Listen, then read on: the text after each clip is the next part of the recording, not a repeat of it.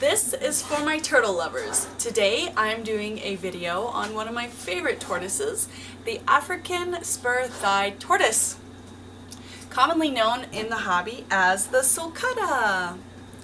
This is a baby Sulcata that was just hatched out about 6 months ago, and these are a few others.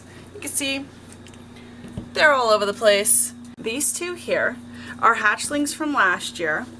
They are 1.5 years old at this point. When they first hatch out, they're 2 to 3 inches, and you can see that this one has maybe doubled in size, and this one has probably tripled in size, which leads me to believe that out of these two, I likely have a male and a female. Another thing I really like about her is you see the normal scalation on the shell, and she has a funny little anomaly here that I just think is really neat. She's also quite a bit lighter than he is. You can see he has some very modest pyramiding on his shell, which is where it sticks up a little bit, versus these, which are almost completely flat. Pyramiding is not an ideal shell on a sulcata. It basically indicates that they've had too much protein in their diet. However, instead of trying to simulate natural lighting in captivity during the summertime, these guys live in the African savanna, and so I like to keep them outdoors as much as possible. And them being herbivores, they occasionally nibble a bug or two. You can see that he has had his share of beetles and caterpillars.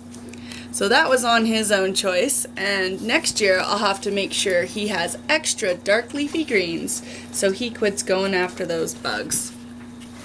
I would say he's still in a healthy condition, but something I would want to keep an eye on. These animals do well in captivity. In the wintertime, these are typically kept indoors. Depending on where you live, they may need to be indoors year-round because they're comfortable at about 70 to 85 degrees. If they are going to be indoors, they do need a full spectrum light, a warm area, a cooler area, and never a heat rock. They can actually get hurt. So these little ones need a basking light, ideally, or an undertank heater. They need lots of dark leafy greens. They mainly eat hay and grasses in the wild. And you should never ever feed almost any animal iceberg lettuce because it's essentially just water. That is, unless you're wanting to give your animal a nice drink, but they tend to fill up on it and essentially be on a diet of no nutrients, a supermodel's diet. So no iceberg lettuce for these or almost any other pets. Now that you have seen some of my babies, let me show you a couple of my other sulcatas. This is a 9-year-old female. You can see how beautiful she is. You can definitely see why they are called the Spur Thigh tortoise. They are able to go completely into their shells, which she's not going to do completely because she knows me and she feels safe. You can see they have all this tough armor here to protect them from anything that they might run across from the savannah. Their little feet can completely tuck in. I think they're really cute. They're very hardy.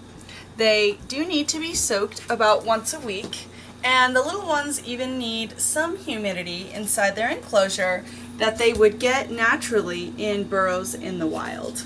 This is my 9-year-old male that actually came from the same clutch out of a zoo in Arizona. And you can see, even though they've been kept in similar conditions, he is quite a bit larger than she is. This is the 3rd largest species of tortoise in the world, behind the Aldabra and the Galapagos. I just think they're absolutely amazing. They remind me of big giant dinosaurs, and they're just one of my very, very favorites. Now, they get so large that it can present a problem for hobbyists to take care of them when they're bigger. You can see this guy is enjoying a snack, and I just love to watch them dine. As they get larger, their size can become an issue in captivity in the private sector because they can become difficult to care for. So as any animal, you need to consider the lifetime of this animal, whether you're going to be able to care for it or not, and research its very specific needs.